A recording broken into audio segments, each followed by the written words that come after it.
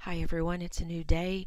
Hopefully we can get through chapter 24, infectious disease and immunizations, quicker than we got through dermatology. So a little bit of background. Infectious diseases are the leading cause of illness in children. Despite the advances in public and personal health in the use of antimicrobials and active and passive vaccinations. You may see a lot of this in primary care, and it's important to be able to differentiate between a serious infection and an infection that could resolve on its own. Just as important is the ability to be able to communicate effectively with the parent and the patient, as they are often frustrated and anxious when their child presents sick as a sick person. It's also important as the primary care provider to focus on preventative education, including vaccines, when you're delivering primary care to little ones. So we must talk a little bit about patho and of the infectious disease. And we know that the microbiome diversity in the human body is decreasing, and that has to do with antibiotic use and sanitation. This loss of microbes might also be accounted for by asthma, allergies, diabetes, and obesity. There's much research going on about the Human Microbiome Project, and NIH is mapping out what our normal makeup is. Part of this research has found that there's approximately 100 trillion microorganisms, mostly bacteria, but also viruses and fungi. Our first exposure to important bacteria occurs during childbirth, specifically through the vaginal canal, and that's when we are inoculated with very important bacteria. So as there's an increased overuse of antibiotics, modern sanitation, and C-sections, that inoculation is decreasing, and individuals are less exposed to bacteria earlier in their childhood. Most bacteria is harmless, and it's our first line of defense against colonization of potentially other organisms. We know that infectious disease can result when there's an imbalance between the harmless colonization of bacteria and our protective immunity compared to the increased growth of harmful microorganisms. Bacteria is very adept at adapting, and this is seen by our increasing resistance to antibiotics. Another organism are the viruses, and these are submicroscopic particles that can invade the host cell, so they have an opportunity to multiply. There are 3 criteria that are needed to determine the severity of a disease, and in this case the organism. 1, it must inflict serious harm, it must go unrecognized by the immune system, and finally it must spread efficiently. So on the whole, dangerous viruses are rare because of their inability to meet these 3 criteria. Viruses can also be known for controlling bacteria, and are often referred to as bacteriophages, or eaters of the bacteria. In your book on table 24-1, there's an excellent table talking about distribution sites of normal flora found in the body. It talks about the bacteria, gram-positive, gram-negative, anaerobic, and fungi, and where these can be found in the body, and some specific notes on them. I would encourage you to review those. In pediatrics, most infectious diseases are diagnosed by the history and physical exam, so as always it's important to ask certain questions. You want to know about the present illness and what symptoms they had. You want to do a comprehensive past medical history, any current or recent medications, immunizations, any family or social history that may be pertinent to the disease, any exposure history, complete review of systems, and also it's important to assess a diet history. Well, you may think that the child is just coming in with one particular body part impacted. It's very important to do a complete physical exam on the entire child. But the differential diagnosis that you begin to work up from the history can then lead you to hone in on a more specific body part. But you want to assess the vital signs. You want to look for any irritability that's nonspecific in children, any concerns for stiff or painful neck that might indicate meningitis, any new heart issues such as a murmur, refusal to walk, and any skin and mucosal membrane changes. So the lab test or the imaging that you're doing measures the host pathogen damage response framework. You want to know how much the organism has gone into the particular host, the damage that they've done, and the response from the host body. Inflammation or tissue damage is going to stimulate pro-inflammatory cytokines, which activate proteins referred to as the acute phase reactant. And this is nonspecific. There's no one test that acts as a single marker to determine if serious infection is noted and what your next steps will be. You must consider the quality of the specimen and how that may affect the reliability of the results. Timing of sample collection also can affect the accuracy, and sometimes certain volumes or quantities are needed to conduct specific tests, so you need to take those things into consideration as you're working up your differential diagnosis. And lastly, microbiological specimens may require special handling, whether they have to be mailed out, meaning that you need to do an early morning collection or put into certain test tubes that have reactants, etc. in it. Also, there's certain diseases, infectious diseases and conditions that must be reported to your health department, and that list can be found on the CDC website, and in the book there is a web address that you can go to get more information on infectious diseases and conditions that need to be reported. Often the reporting is done by the laboratory, but there's some conditions that the provider may treat and not send out, such as Lyme disease, and so it's important that providers be aware of these conditions. So let's talk a little bit about some diagnostic aids. We all know about the complete blood count, the CBC. We're looking at the WBCs, the white blood cells, to see leukocytosis for a bacterial infection, leukopenia for a viral infection. The differential also gives us further explanation of and leads towards focusing in on that diagnosis. The platelet count, you can often see thrombocytosis or elevated platelets in the acute phase of an infection. You can also check the CRP, the C-reactive protein. It is an acute phase reactant and increases in the presence of inflammation. It is nonspecific though. Another lab test, procalcitonin, is considered a biomarker for differentiating certain viral infections from serious bacterial infections. Its levels are increased in bacteremia and can reflect the severity of the infection.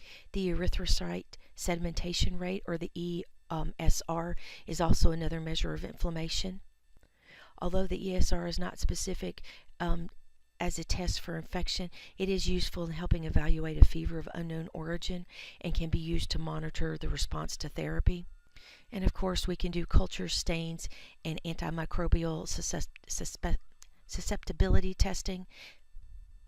These can be done on bacteria, viruses, and fungal cultures. And then this is going to offer susceptibility to the antibiotics on the culture and to use for treatment. Other testing includes DNA and RNA testing to assess for multiple organisms. These tests rely on a polymerase chain reaction, and multiple organisms can be screened using one sample. There are certain pathogens that can be detected by PCR, and these include gonorrhea, chlamydia, HIV, and pertussis, the herpes virus, and the enterovirus. Immunoserology is being used, and it helps detect antibodies to specific infectious organisms. And then imaging such as CT, MRIs, echoes, and ultrasounds are used to assist in the diagnosis of infections of the bone, sinus, lung, skin, viscera, brain, and heart. Let's talk a little bit about some general management strategies.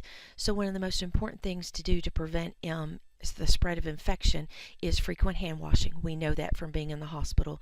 We also know that alcohol-based rubs are ineffective against C. diff, so washing your hands with soap and water is the best option.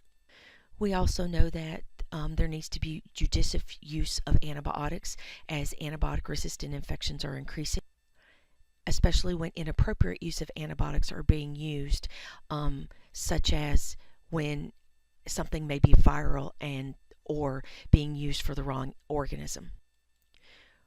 We're going to talk on briefly just at this point on the vaccines and how they are so beneficial on preventing disease control.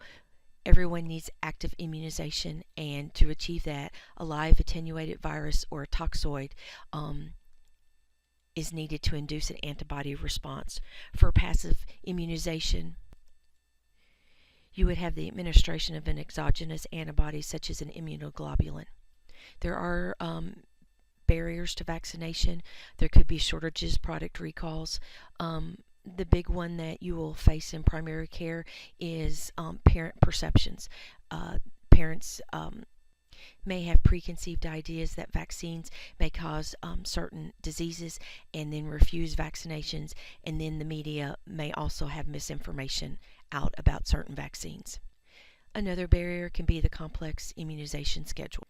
So if you have a parent who is vaccine hesitant, it's very important to listen to them and pay attention to their questions for a refusal or delay. It's important to be familiar with the controversies and the misconceptions that are currently out on certain vaccines. You need to explain to the parent that the infant or the child's overall system is not going to be overwhelmed by multiple vaccines. Explain to them the benefits and the risk of the vaccines. After that, provide vaccine information statements from the CDC so that they have something to read and to better understand what you have said. And it's very important to document discussions about refusal of vaccines and to flag records of unimmunized children. It's important that you present the vaccine in a positive light, and how you present it will often determine whether the parent is receptive to it. There's been studies on this, and it's been found that when a provider is more direct, such as we have these shots that need to be given today, rather than what shots do you want your child to receive today, that the patient and the parent, is more willing and receptive to receive the shots, and there's fewer refusals by vaccine hesitant patients and parents. Parents may believe that there's adverse reactions to vaccines. There's no causal relationship between the thimerosal containing MMRI vaccines and the pervasive developmental disorders that are out there. There's no relationship between Hep B and demyelinating diseases of the CNS and the peripheral nervous system. And there's no causal relationships between multiple vaccines and type 1 diabetes or serious infections.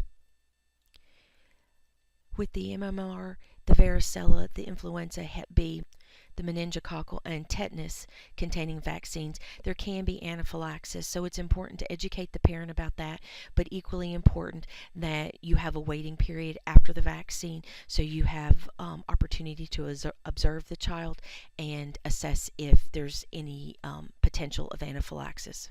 Injections can cause syncope, and it can cause bursitis in the deltoid, and febrile seizures for a higher risk for 1 year after MMRs.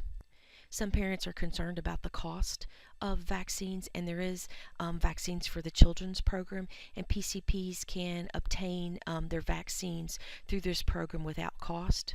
It's provided for Medicaid eligible, uninsured Native American and Alaskan Native children less than 19 years old. There can be vaccine shortages, and the CDC provides information regarding these shortages, and it's important for as a primary care provider, to track patients who miss vaccines for these reasons. When you are giving vaccines to a patient, it's important that you've gained informed consent. There is documentation that'll need to be signed. Important to document the vaccine that was given.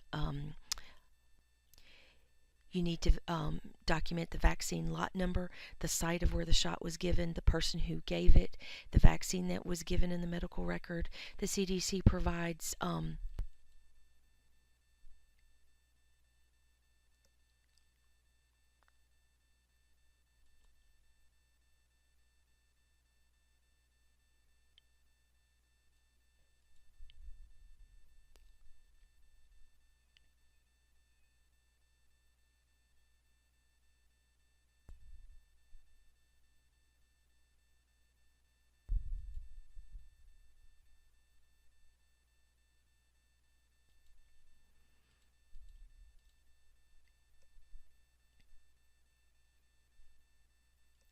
There are new vaccines that are projected for the future. One for Shigella, herpes simplex type 1 and 2, cytomegalovirus, and a group B strep vaccine for pregnant women. There's also been discussion about using acetaminophen as a prophylaxis after a vaccination. Some individuals may say that that doesn't allow the appropriate antibody response. There's insufficient research out there to show that it reduces the effectiveness and the protection of the vaccine. So just as a review, active immunity, we know that inoculation with all or part of a modified product from a microorganism can elicit an immune response. Live attenuated vaccines usually provide a broader, longer-lived immunity than inactive types. Killed and inactivated vaccines can provide systemic protection, such as IgG, but may fail to provide local mucosal antibodies, such as IgA. So although they're protected from a systemic illness, a recipient of a killed vaccine can still have a local colonization or an infection that can be a problem during an epidemic. There's research out there on the environmental factors affecting immunity. They're finding that increased levels of prenatal or postnatal polychlorinated biphenyls, PCBs, have been correlated with lower antibody response to tetanus and diphtheria vaccines in children at 18 months and 7 years, but not at 6 months old. So there's research out there to identify genetic factors that can impact our immunity. There are 3 different schedules out there for vaccinations. The 0 to 6 months, the 7 to 18 months, a catch-up schedule for 4 months to 18 years.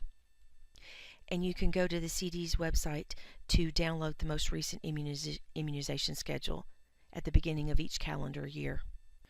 More on this topic, we know that there are some maternal antibodies that neutralize some vaccines. So that is why some vaccines are delayed until a child is 1 year old, for example, the measles vaccine. Vaccines from outside the U.S. are acceptable with reliable documentation, and if you're uncertain though, it's better to re-immunize. So some of the guidelines for giving vaccines, the dose may be given 4 days prior to or later than the specific date. Giving a live virus vaccines at least 28 days apart. Space the injections 1 inch apart, and there's no need to aspirate, and re-immunization is not harmful. Reduced doses of the vaccine should never be given for whatever reason. In some circumstances, whether it be travel or delayed immunizations, an accelerated schedule may be needed, and you can go to the Advisory Committee on Immunization Practices, part of the CDC's website, to get an available schedule for that.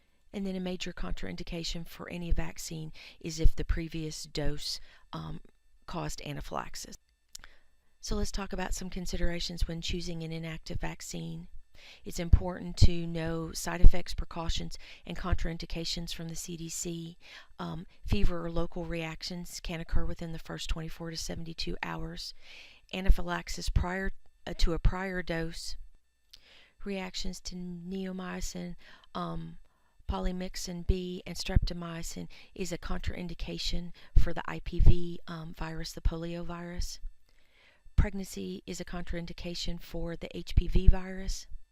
Allergies to the vaccine components, yeast contraindications for HPV and IPV.